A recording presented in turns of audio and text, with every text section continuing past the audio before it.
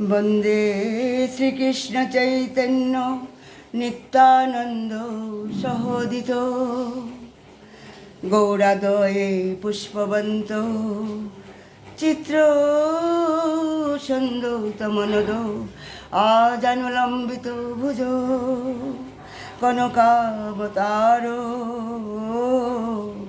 संकीर्तनैकपितरो कोमलाय ताक्षो विश्वम्भरो द्विजवरो जुगधर्म पालो वन्दे जगत प्रियकरो করুণাবতারো। প্রথমে আমি নিত্যলীলা প্রবিষ্ট জয়ং বিষ্ণুপাদ মহাভাগবত মহাপুরুষ পরমহংস শ্রী অষ্টোত্তর শত শ্রীমৎ শ্রী শ্রী স্বামী শিবানন্দ গোস্বামী মহারাজের চরণে কোটি কোটি দণ্ডবত প্রণাম, আর সমস্ত রূপানুগ গুরুবর্গ গুরু পরম্পরার চরণে কোটি কোটি দণ্ডবত প্রণাম, আর সমস্ত ভক্তবৃন্দের চরণে প্রণাম। চৈতন্য মহাপ্রভু বলছেন যে ব্রহ্মাণ্ডে ভ্রমিতে কোন ভাগ্যবান জীব গুরুকৃষ্ণ প্রসাদে পায় ভক্তিলতা বীজ। জীব ব্রহ্মাণ্ডে বিচরণ করছে, কখনো ঊর্ধ্বলোকে, কখনো মধ্যবর্তী লোকে, কখনো নিম্নলোকে, কখনো মানুষ রূপে, কখনো বৃক্ষ রূপে, কখনো পশু রূপে, কুকুর রূপে, কখনো দেবতা রূপে বিভিন্ন দেহে আমরা ভ্রমণ করছি, কারণ সেটা আমাদের মনের চঞ্চলতার জন্যই তা হয়। তাই মনকে স্থির করা কর্তব্য। সবই মনকৃষ্ণ পদারবিন্দয়, তার মানে আমাদের মনকে শ্রীকৃষ্ণের পাদপদ্মে মানে স্থির করা কর্তব্য। তাহলে চিত্তের চঞ্চলতা থেকে মুক্ত হওয়া সম্ভব হবে।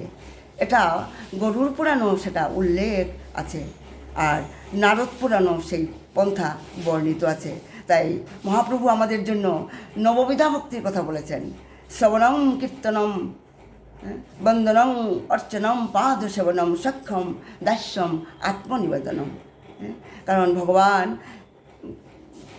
যুগে যুগে তিনি আসেন, বিভিন্ন রূপে আসেন এবং আমাদেরকে মার্গদর্শন করানোর জন্য আসেন। তাই তো তিনি বলেন, তোমারে লইতে আমি হইনু অবতার, আমি বিনা বন্ধু আরো কে আছে তোমার। সত্যই তো ভগবান ছিলেন আমাদের প্রকৃত বন্ধু, আর কি আছে। তাই তো বলেন তিনি, এনেছি ঔষধি মালা নাশিবার লাগি, হরি নাম মহামন্ত্র লত মাগি। তাই আজকে আমরা, কারণ মৃত্যু অবশ্যম্ভাবী, মানে মৃত্যুকে জয় কীভাবে করতে হবে, তাই আমরা কিছু তত্ত্ব সিদ্ধান্তের কথা সচেতন করব। কারণ একটা কথা আছে, মরিতে চাই না আমি এই সুন্দর ভুবনে। আপনাকে যদি কেউ জিজ্ঞেস করে, আমাকে যদি কেউ জিজ্ঞেস করে যে আপনি কি মৃত্যুর জন্য প্রস্তুতি নিচ্ছেন, এই ধরনের প্রশ্ন শুনে আমরা বা আপনি অবশ্যই বিরক্ত বোধ করবেন, কিংবা আমরা প্রশ্নটা আমরা এড়িয়েই চলে যাই। আসলে মৃত্যুপূরণ কেউ করতে চায় না, তাই মৃত্যুর জন্য প্রস্তুতি নেবারও কেউ প্রয়োজনও বোধ করে না। কেউ পছন্দ করুক আর নাই করুক, কিন্তু মৃত্যু কিন্তু অবশ্যম্ভাবী। মৃত্যু অবশ্যম্ভাবী। এটা কথা আছে না, এই যে জাতস্য হি ধ্রুবং মৃত্যু। মৃত্যুকে জন্ম হলেই মৃত্যু, এটা অবশ্যম্ভাবী। মানে তাই মৃত্যুর করাল গ্রাস থেকে কেউ রেহাই পায় না। সকলকেই একদিন তার প্রিয় এই দেহটিকে, আমাদের প্রিয় দেহটিকে, যার এই দেহটাকে আমরা এত যত্ন করে থাকি, সেই দেহটাকে আমাদের দেহ ত্যাগ করতেই হবে। মানে তাই তো আমরা বলি, ভজিব বলিয়া এসে সংসার ভিতরে ভুলিয়া রহিনু আমি অবিদ্যার ভোরে। সেই ছোট্ট অবস্থায়, সেই গর্ভ অবস্থায় যখন শিশুটি সবসময় প্রতিজ্ঞা করতে থাকে হাত জোর করে ভগবানের কাছে, মাতৃগর্ভে 9 মাস ধরে, যে আমাকে তাড়াতাড়ি বের করো প্রভু, আমি কষ্ট পাচ্ছি, হ্যাঁ, মায়ের গর্ভে আমি কষ্ট পাচ্ছি, আমি তোমাকে কখনো ভুলবো না।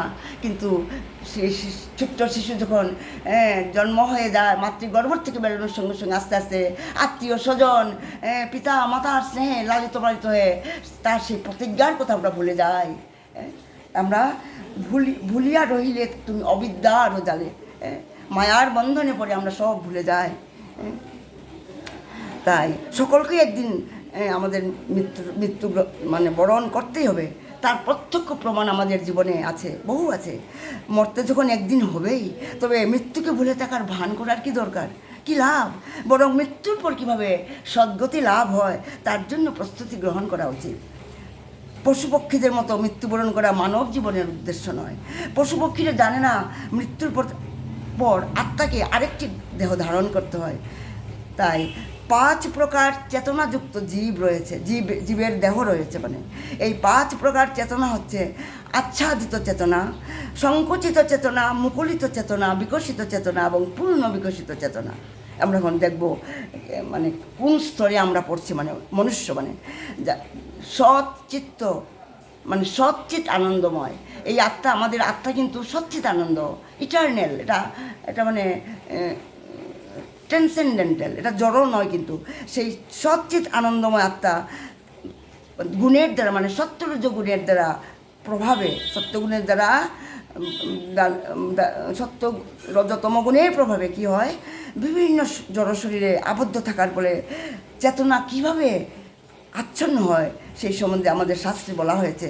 যেভাবে আগুন ধূর দ্বারা আচ্ছাদিত হয়, আয়নাটা ধুলোর দ্বারা কি হয়, আয়না ধুলোর দ্বারা আচ্ছাদিত হয়, এবং শিশু সন্তান মানে ভ্রূণ, সেই মাতৃগর্ভের সেই ভ্রূণ গর্ভের দ্বারা আচ্ছাদিত হয়, তাই না? আর বৃক্ষ এবং গাছপালা হচ্ছে আচ্ছাদিত চেতনা সম্পন্ন জীব। সেটা হচ্ছে এই যে 5 প্রকার এইমাত্র বললাম। তাই বৃক্ষ গাছপালা আচ্ছাদিত চেতনা সম্পন্ন জীব। আর পশু পক্ষী কীট পতঙ্গ তারা হচ্ছে সংকুচিত চেতনা সম্পন্ন জীব। আর বদ্ধ আমরা, মায়ামুগ্ধ আমরা মানুষ হচ্ছে কি, তারা মুকুলিত চেতনা সম্পন্ন জীব। আমরা হচ্ছে মুকুলিত চেতনা সম্পন্ন জীব। আর ভগবত অনুসন্ধিত ব্যক্তিগণ হচ্ছে বিকশিত চেতনা সম্পন্ন জীব। আর শুদ্ধ যারা কৃষ্ণ ভক্ত, যারা উচ্চকোটির বৈষ্ণব, শুদ্ধ কৃষ্ণ ভক্তগণ হচ্ছেন পূর্ণ বিকশিত চেতনা সম্পন্ন জীব। দেখুন, আমাদেরকে ভাবতে হবে আমরা কোন স্তরে আছি। তাই পশু পক্ষীরা হচ্ছে সংকুচিত চেতনা সম্পন্ন জীব। তাদের চেতনা অত্যন্ত আচ্ছাদিত, কারণ মৃত্যুর কারণ পশুরা তারা আহার নিদ্রা ভয় মৈথুনের ঊর্ধ্বে আর কিছুই চিন্তা করতে পারে না। এভাবেই হঠাৎ তাদের মৃত্যু হয়। কিন্তু তার সত্ত্বেও কিন্তু পশু পক্ষীরা মৃত্যুর পর ক্রমান্বয়ে উন্নত দেহপ্রাপ্ত হয়, লাভ করে। সেই 80 লক্ষ যোনি ভ্রমণ করে তারা পুনরায়, পশু পক্ষীরা কী করে, 80 লক্ষ যোনি ভ্রমণ করার পর মানব দেহ প্রাপ্ত হয়।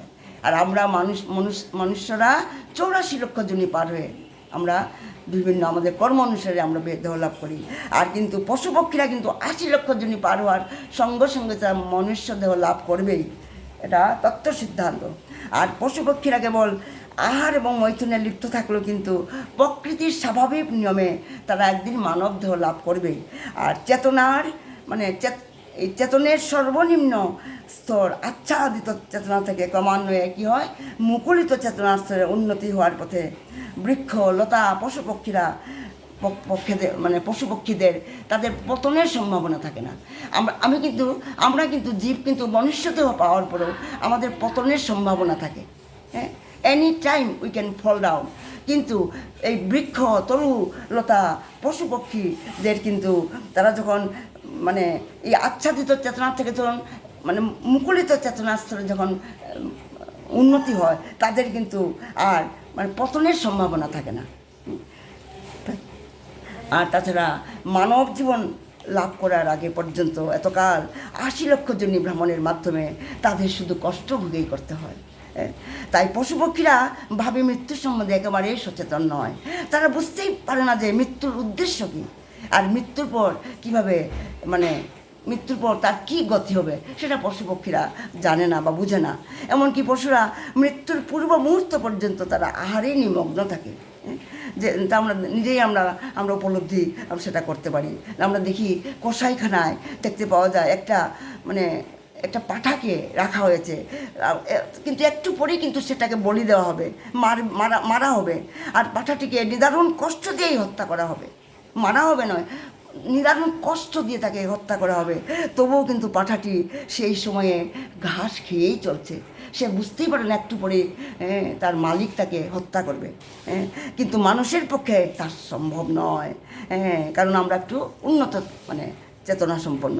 কেউ যদি জানতে পারে, কোনো মনুষ্য যদি জানতে পারে তার 5 মিনিট বাদে তাকে হত্যা করা হবে, তো সেই মানুষটির সামনে যতই সুস্বাদু খাদ্যই সামনে পড়ে থাক না কেন, সে তখন কিছুতেই সেটা মানে খেতে পারবে না, তার মনেই হবে না সেই, কারণ সে যদি জানতে পারে 5 মিনিট বার তার মৃত্যু হবে। তাই কারণ মনুষ্য পশুর থেকে একটু উন্নত চেতনা সম্পন্ন, কারণ মানুষের চেতনা অনেক উন্নত ধরনের। মানুষের প্রাথমিক চেতনার স্তরটি হচ্ছে মুকুলিত চেতনা। যেমন ফুলের মুকুল কী হয়, ক্রমে ক্রমে বিকাশ প্রাপ্ত হয়, পরিশোধে লাস্টে কী হয়, পূর্ণ বিকাশিত হয়। ফুলের মুকুল যেমন সব সময় মানে গাছে একই অবস্থায় থাকতে পারে না, ক্রমে ক্রমে তাকে পূর্ণ বিকশিত অবস্থা লাভ করতে হয়, নতুবা মানে কীট পতঙ্গ দংশন করলে সেই মুকুলটি কী করে একেবারে আস্তে আস্তে শুকিয়ে যায়। সেই রকম মানুষও চিরকাল মুকুলিত চেতনায় অবস্থায় থাকতে পারে না।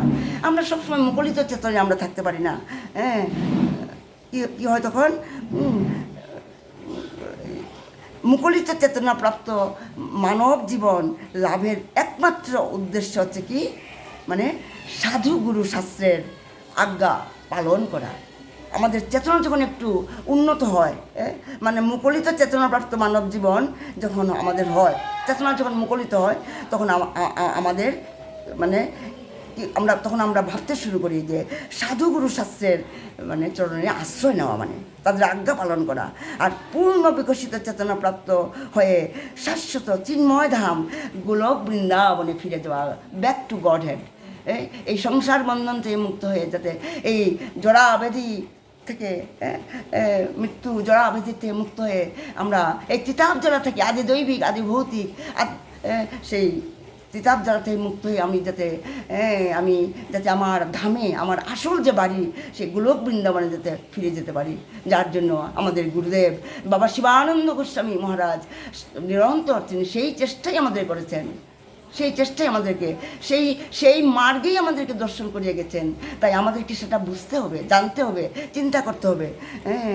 যদি এই দুর্লভ মানব জীবনের গুরুত্ব উপলব্ধি না করে শুধুমাত্র যদি পশুদের মতোই আমরা যদি আহার নিদ্রা ভয় মৈথুনে নিমগ্ন থাকি, তবে তাকে আবার সেই বৃক্ষলতা পশু পক্ষীর শরীর লাভ করে 84 লক্ষ জুড়ি ভ্রমণ করতে হবে। আর সেটি একটা অত্যন্ত মানে দুঃখদায়ক পরিণতি, মানে এমন দুর্লভ মানব, তাই তো বলা হয় এই দুর্লভ মানবের জন্ম তথাপি ক্ষণভঙ্গুর। তাই এই দুর্লভ মানব জীবনের সদ্ব্যবহার যে করে না, সে একটি পশুর চেয়েও বেশি কিছু কিন্তু উন্নত নয়, পশুর চেয়ে বেশি উন্নত নয় কিন্তু সেই ব্যক্তি। মানব জীবনে একমাত্র সুযোগ যার সদ্ব্যবহার করে যে কেউই এই জন্ম মৃত্যু জরা ব্যাধি থেকে মুক্তি লাভ করে চিন্ময় ধামে ভগবত ধামে মানে চিন্ময় ভগবত রাজ্যে ভগবান কৃষ্ণের নিত্য পার্শ্বতত্ত্ব লাভ করতে পারে। প্রত্যেক মানুষই নিজ নিজ কর্মফলের জন্য দায়ী। আমার কর্মের জন্য আমি কাউকে দায়ী করা আমার উচিত নয়। তাই কারণ যা দৃশি ভাবনা যস্য সিদ্ধি ভাববতী তার দৃশি, মানে মানুষ তার কর্মের মাধ্যমে যে রূপ ভাবনা করে সেই রূপেই সে তদ্রূপ মানে সে মানে দেহ লাভ মানে লাভ করে বা সিদ্ধি লাভ করে। তাই জীবাত্মা, তাই মনুষ্য কী হয়, জীবাত্মা ভগবান, আমরা হচ্ছি ভগবানের অংশ, মানে মমই মাংস জীবলোকে জীবগত সনাতন, আর আমরা হচ্ছি তথস্থার শক্তি জাত, মানে বহিরঙ্গা শক্তি অন্তরঙ্গা শক্তি এবং তথস্থা, আমরা জীব হচ্ছে আমরা তথস্থার শক্তি। যেমন একটা চুলের অগ্রভাগের 10,000 ভাগের 1 ভাগ হচ্ছে এই আত্মার, এই জীবাত্মার পরিমাণ, মানে আত্মা ভগবানের অংশ, তাই আত্মা হচ্ছে সচ্চিদ আনন্দময়। ভগবান শ্রীকৃষ্ণ স্বয়ং সম্পূর্ণ এবং সরাট, তাই আত্মাও আমরাও কিন্তু কিঞ্চিত পরিমাণে আমরাও কিন্তু সরাট। কিন্তু আমরা কৃষ্ণ ভুলিয়া জীব অনাদির বহির্মুখ, অতএব মায়া তারে দে সংসার দুঃখ। তাই তো আমাদের আচার্যরা গিয়েছেন, আরে কে যাবি রে ভাই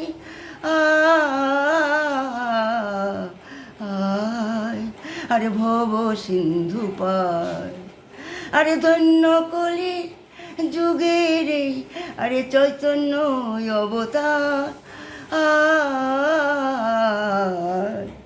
আরে কে যাবি রে ভাই, হ্যাঁ কে যেতে চাও, কে যাবি রে ভাই, ধন্য কলির যুগের এই চৈতন্য অবতার।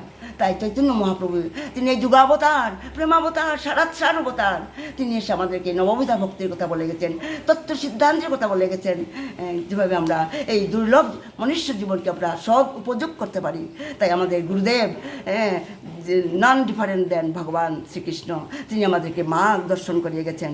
তাই প্রতিটি অনুসদৃশ্য, প্রতিটি আত্মা স্বতন্ত্র মানে বাসনা মানে হচ্ছে যুক্ত, মানে যদিও ভগবান শ্রীকৃষ্ণ হচ্ছেন সর্বশক্তিমান, সর্বনিয়ন্তা, তবুও তার অংশ সম্ভূত জীবাত্মা, কারণ ভগবানেরই অংশ আমরা।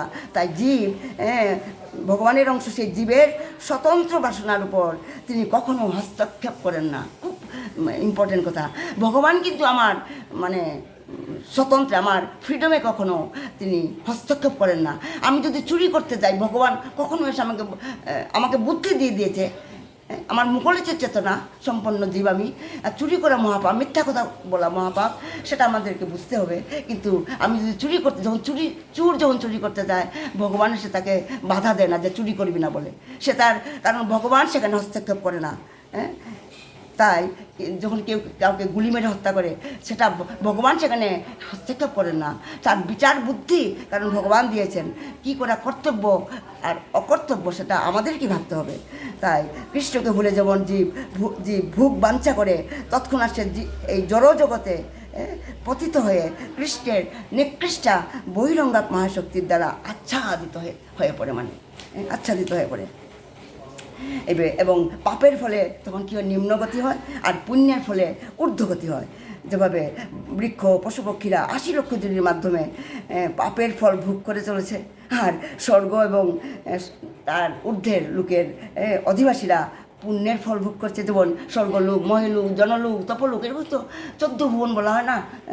তাই তাদের সেখানে কি তারা পুণ্য ফল ভোগ করছে।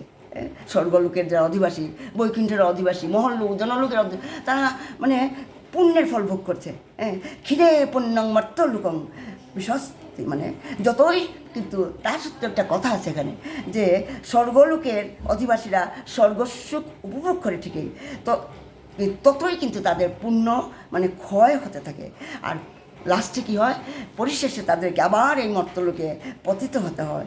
তাই তো বলা হয়েছে, ভগবদ্গীতা কী বলা হয়েছে, ব্রহ্ম ভুবনাল্লোকা পুনরাবর্তিন অর্জুন মামুপেত্য তে কুন্তেয় পুনর্জন্মন বিদ্যতে। এটা 8ম অধ্যায় 16 নম্বর শ্লোকে। সর্বোচ্চ ব্রহ্মলোক পর্যন্ত সকলেই মানে এই মর্ত্যলোকে ফিরে আসে। যত আমরা স্বর্গলোকেই যাই, মর্ত্যলোকে, মহেলোকে, আমাদের পুণ্যকর্মের ফল যখন শেষ হয়ে যায়, আবার আমাদেরকে পৃথিবীলোকে, এই মর্ত্যলোকে ফিরে আসতে হবে। কিন্তু হে পার্থ, কৃষ্ণ বলছে, অর্জুনকে বলছে, কিন্তু হে কন্তেয়, হে পার্থ, আমাকে যে লাভ করে তার আর পুনর্জন্ম হয় না। তাই কীভাবে ভগবানকে আমরা লাভ করতে পারবো, কীভাবে আমরা ভগবদ্ধামে আমরা পৌঁছতে পারবো? তাই চিৎ জগৎ বা বৈকুণ্ঠ বা গোলক বৃন্দাবনে যে একবার ফিরে যায়, তাকে আর এই জড়জগতে এই 84 লক্ষ জনিতে ভ্রমণ করতে হয় না। তার অনাদিকালের সকল দুঃখ কষ্টের তখন সমাপ্তি হয়। সেখানে সে তার সচ্চিদানন্দ স্বরূপ লাভ করে শাশ্বতকাল কৃষ্ণ সেবায় নিযুক্ত থেকে দিব্য আনন্দে নিমগ্ন থাকে। তখন তার আর এই জড় বন্ধন দশা চিরকালের জন্য তার সমাপ্ত হয়ে যায়। আর চিৎ জগতের অপ্রাকৃত আনন্দের সামান্যতম চিৎকণিকা এই ব্রহ্মাণ্ডের মানে কোনো আনন্দের সঙ্গে তুলনীয় নয়, মানে তুলনা আমরা করতে পারি না। সেই চিৎ জগতের যে আনন্দটা, সেটা এই ব্রহ্মাণ্ডের কোনো আনন্দের সঙ্গে তুলনা করা যায় না। মানে ভগবত ভক্তির মাধ্যমেই যিনি কৃষ্ণ কৃপা লাভ করেছেন, গুরুদেবের কৃপা লাভ করেছেন, তিনি একমাত্র এই দিব্য আনন্দের, এই অপ্রাকৃত আনন্দের আস্বাদন করতে পারেন, উপলব্ধি করতে পারেন। কারণ ভগবত ভক্ত ছাড়া ভক্তি মুক্তি সিদ্ধিকামীরা সিদ্ধিকামীরা জড়রসে জড়রসে নিমগ্ন থাকার ফলে চিদানন্দের অপ্রাকৃত মহিমা একেবারেই তারা হৃদয়ঙ্গম করতে পারে না। এখানে একটা খুব ইম্পর্টেন্ট কথা, ভগবত ভক্ত ছাড়া যারা ভক্তি মুক্তি, যারা অনেকে মুক্তি কামনা করে, যারা ভক্তি সিদ্ধিকামীরা সিদ্ধি লাভ করতে চায়, তারা যতই চেষ্টা করুক না কেন তারা কিন্তু সেটা চিদানন্দের অপ্রাকৃত রস তারা আস্বাদন করতে পারে না। কিন্তু অনেকের আমাদের মনে প্রশ্ন জাগতে পারে, ভগবত ধামে প্রবেশ করে চিৎদেহ প্রাপ্ত হলে তবেই তো আমি দিব্য আনন্দ আস্বাদন করতে পারবো। কিন্তু এই সমগ্র এই জড়রস ত্যাগ করে কঠোর নিয়ম পালন করে যদি আবার ভগবত ধাম প্রাপ্তি না হয়, তাহলে তো আমার সকল ভগবত সাধনা ব্যর্থ হলো। সেটা আমাদের মনে প্রশ্ন আসে কখনো কখনো। তাই প্রকৃতপক্ষে সেটারও একটা সলিউশন আছে, সেটা তো ভগবান আমাদেরকে ছাড় দিয়েছে। প্রকৃতপক্ষে ভগবত ভক্তির কোনো কিছুই বৃথা পর্যবসিত হয় না, বৃথা যায় না।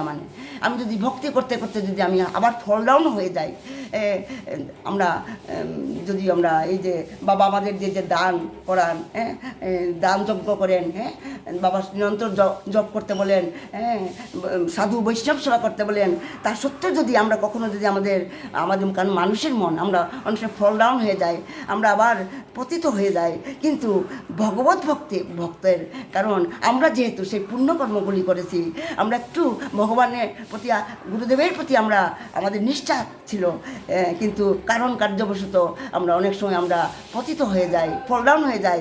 কিন্তু তার সত্ত্বেও কিন্তু ভগবত ভক্তের ফল এই যে চেষ্টাগুলি, এই যে পুণ্যকর্ম যে করেছিল সেটা বৃথা যায় না। যেদিন থেকে আপনি বা আমি ভগবত ভক্তির পন্থা অবলম্বন আমরা করব, সেই মুহূর্ত থেকে আমরা কি করব, আমরা ক্রমশ দিব্য আনন্দের দিকে আমরা এগিয়ে চলবো, এগিয়ে আমরা চলতে থাকবো। ভগবত ভক্তির প্রভাবে যতই আপনার হৃদয় নির্মল হচ্ছে, ততই আপনি বা আমি দিব্য আনন্দের অনুভূতি আমরা লাভ করতে পারবো। তখন এই অনিত্য দুঃখময় জগৎ তখন আপনার নিকট বা আমাদের নিকট বৈকুণ্ঠে পরিণত হবে। এমনকি এই জীবনে ভগবত ধামে যেতে না পারলেও আমরা আবার পরবর্তী জীবনে আমরা সেই সুযোগ আমরা লাভ করতে পারবো। তাই আমাদেরকে প্রথম থেকে ভগবত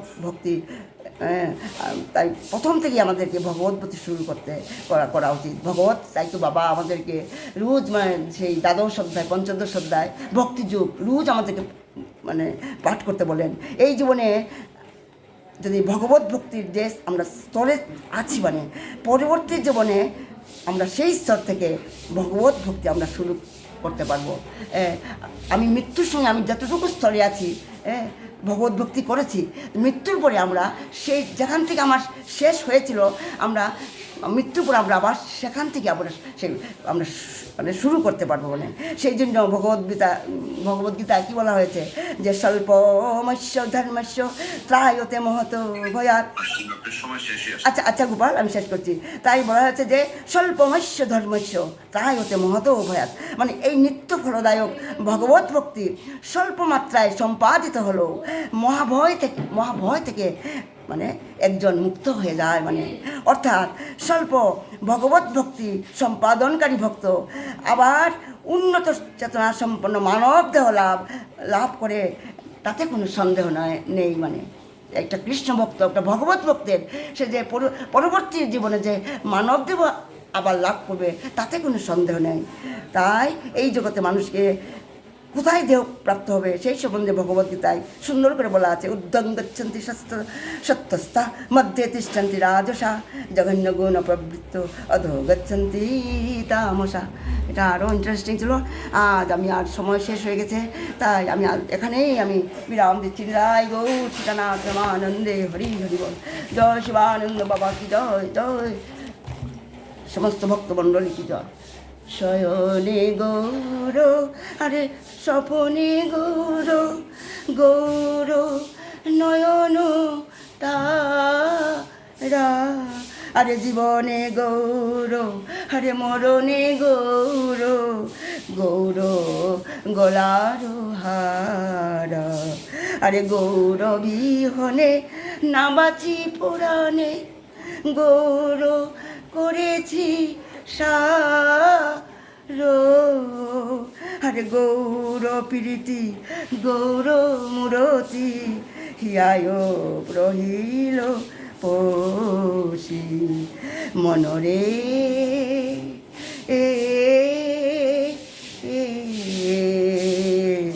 কহনা আরে কহনা গৌর কোথা তাই যে বলা হয় অবতার ও সার গুড়া অবতার কেন না ভজিলি তারে। হ্যাঁ, প্রণাম, আমার ভুল ত্রুটি মার্জনা করবেন, প্রণাম সবাই প্রণাম।